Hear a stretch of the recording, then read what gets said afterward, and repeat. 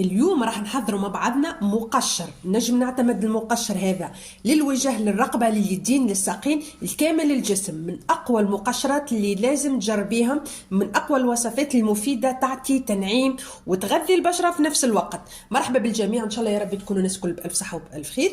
اليوم باش نحضروا مع بعضنا مقشر القهوة، أكثر مقشر سهل في تحضير وفعال. البنات حاجة بسيطة لكنها فعالة. أنا البنات خذيت القهوة هذه اللي تكون خشنة، مش القهوة سريعة الذوبان. شفتوها البنات؟ القهوة تكون هكا خشنة. راح نضيف لها السكر حبيبات، يعني وصفة أسهل منها ما ثماش. تجي لهنا باش نمزج القهوة مع السكر حبيبات. نحب يكون عندي سكر حبيبات. لهنا البنات نفس الكمية. شوفوا بسم الله، هذا السكر اللي عندي. لهنا البنات مغرفة قهوة عليها مغرفة سكر حبيبات. راح نضيف لها، أنا راح نضيف زيت الزيتون.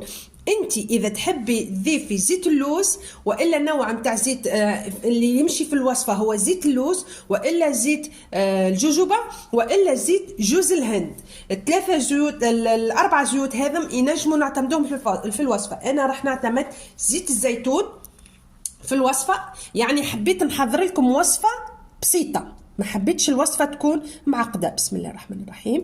نجي ونمزجها، نخلي القوام يكون متماسك. من بعد ما نمزج ونحضر الوصفة نكمل الفيديو معكم.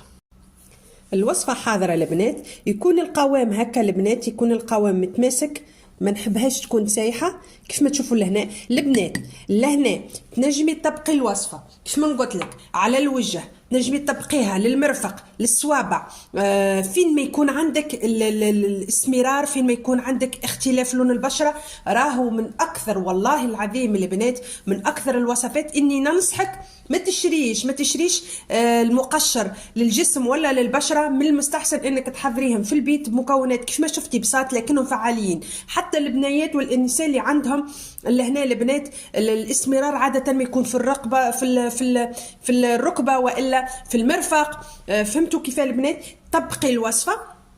تنجمي تطبقيها مرتين في الاسبوع، تنجمي تطبقيها 3 مرات في الاسبوع، من تلقي باذن الله النتيجه وتشوفي. لهنا البنات كيف ما شفتوا نطبقوا الوصفه كيف ما قلت لكم ونخليها مع البنات. لهنا انا كيف نجي نطبق الوصفه، نحاول اني نعمل مساج على شكل دوائر، يعني ما نجيش نحطها ونخليها فقط على الجسم، لا، ناخذ الوصفه، ناخذ الماسك نتاعي ونعمل به هكا تدليك على البشره. كانت هذه وصفتنا لليوم، من اكثر الوصفات اللي انا نشجعكم عليها، وكان لاحظتوا ديما ننزلها لكم في الوصفات. حاولوا انكم تجربوها البنات، وصفه بسيطه ما فيها باس، جربيها وباذن الله تشوفي النتيجه، وراح تعطيك تنعيم وتمليس للبشره باذن الله.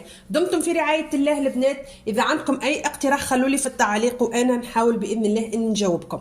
ما تنساوش البنات فضلا وليس امرا، حاولوا هكا القلب الاحمر البنات، حاولوا انكم تساعدوني باش انا نقدم لكم محتويات مفيده. حاولوا هكا القلب الابيض هذا كيولي احمر. بارتاجيو الفيديوهات الدال على الخير كفاعله. حاجه اخرى، احتفظي بالوصفه، اذا حبيتي تجربيها تلقيها عندك ما فيها باس. دمتم في رعايه الله البنات، ومرحبا بتسائلكم الناس الكل.